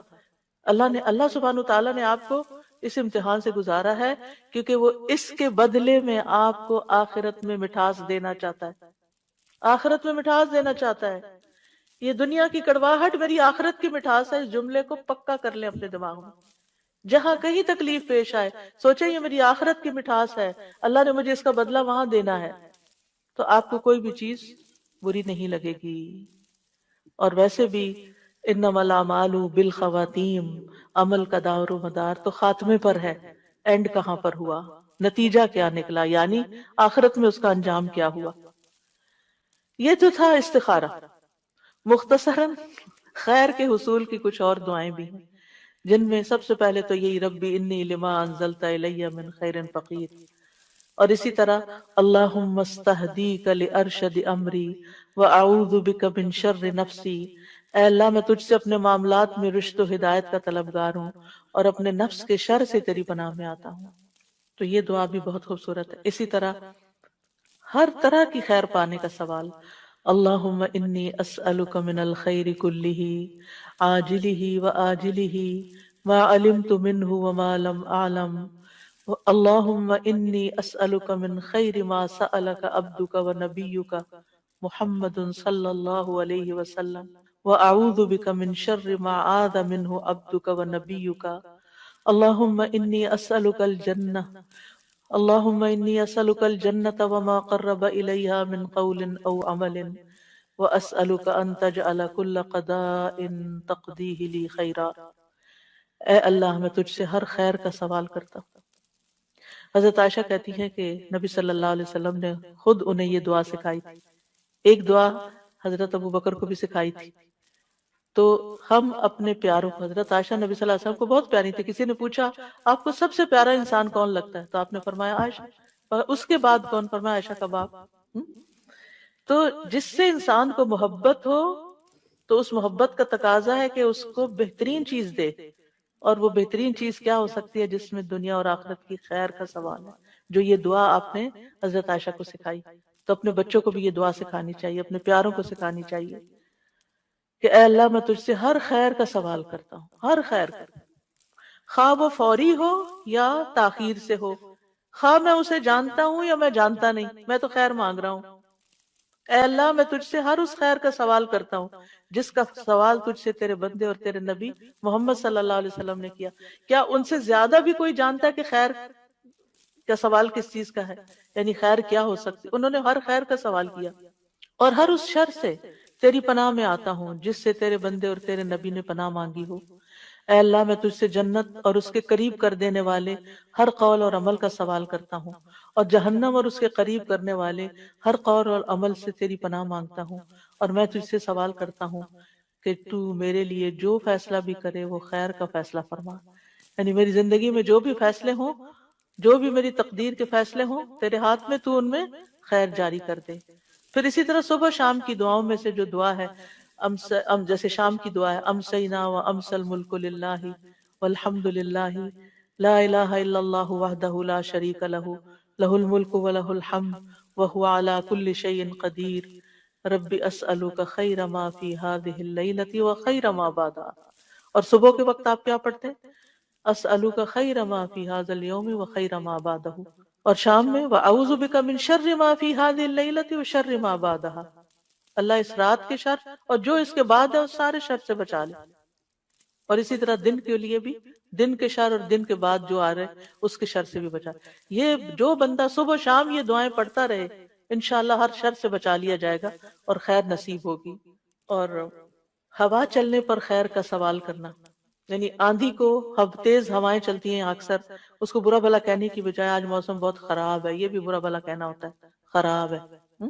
تو یہ اس کی بجائے دعا کریں، اللہم انی اسألک خیرہا وخیر ما فیہا وخیر ما ارسلت به واعوذ بک من شرہا وشر ما فیہا وشر ما ارسلت به۔